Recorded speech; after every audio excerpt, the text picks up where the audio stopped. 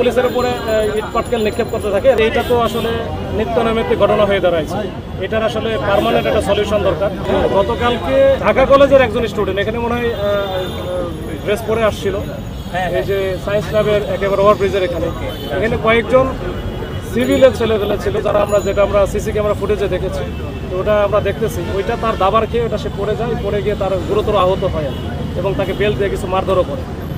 এই ঘটনাকে কেন্দ্র করেই কিন্তু আজকে আবার ঢাকা কলেজের স্টুডেন্ট যারা ছিল তারা প্রায় 200-250-র মতো, এরা তখন এই যে সায়েন্স ল্যাবরেটরি মোড়ে এখানে সিটি কলেজের সামনে এসে ভাঙচুর চালায়। আমরা এটা সংবাদ পেয়ে আমরা কিন্তু দ্রুত ঘটনাস্থলে আসি, আমাদের ফোর্স নিয়ে আসার পরে আমরা কিন্তু দুই পক্ষ মোটামুটি দুই দিকে আমরা ডিসপার্স করে দিই বা ঠেলে দিই। আমরা ওইদিকে ঢাকা কলেজে তাদেরকে ঢাকা কলেজে দিয়ে আসি। এরপরে ঢাকা কলেজে ওখানে যখন ঢুকে দেয় স্টুডেন্টদের, এরপরে আমরা শুনি যে আবার সিটি কলেজ থেকে বের হয়েছি।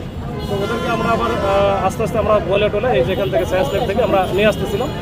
এদের মধ্যে আবার কিছু শৃঙ্খল ছেলেপেলে আছে, তারা আবার পুলিশকে দেখে পুলিশের উপরে যে কোনো কারণে হোক ক্ষিপ্ত, তাদের বক্তব্য যে তারা পুলিশ নাকি কিছু করতে পারি না।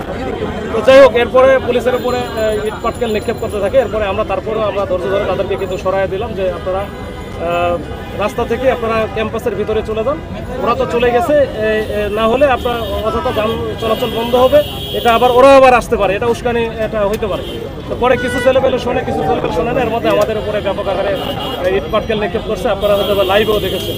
এরপরে কিন্তু আমরা ওইদিকে গিয়ে তাদেরকে ভিতরে ঢোকানোর চেষ্টা ঢুকিয়ে দিচ্ছি এবং একটা পর্যায়ে আমাদের কিন্তু দুইটা ওই যে কাঁদানো গ্যাস, যেটা টিয়ার সেল বলে, এই কাঁদানো গ্যাস মারা লাগছে। এরপরে তারা মোটামুটি ছত্রভঙ্গ হয়েছে, ভিতরে চলে গেছে, কিছু বাইরে চলে গেছে। তো ওনাদের টিচারদের সাথেও আমাদের কথা হচ্ছে, ঢাকা কলেজের প্রিন্সিপাল বা ওনাদের সাথেও কথা হচ্ছে। দেখি আমাদের এই যে এইটা তো আসলে নিত্য নৈমিত্তিক ঘটনা হয়ে দাঁড়াইছে। এটার আসলে পার্মানেন্ট একটা সলিউশন দরকার। আমাদের এই যে অনেক ছেলেপেলে আছে, কিন্তু পুলিশ মাঝখানে দাঁড়ানোর কারণে অনেকে আহত হয়েছে, আমাদের 20-25 জন আহত হয়েছে। ঠিক আছে, এটা আসলে কতদিন চলবে? এটা আমরা দেখি, আমরা উপরের লেভেলে যদি প্রয়োজন হয় তাদেরকে এঙ্গেজ করে, দুই কলেজকে এঙ্গেজ করে বারবার বলছি যে এটার পার্মানেন্ট সলিউশন দরকার।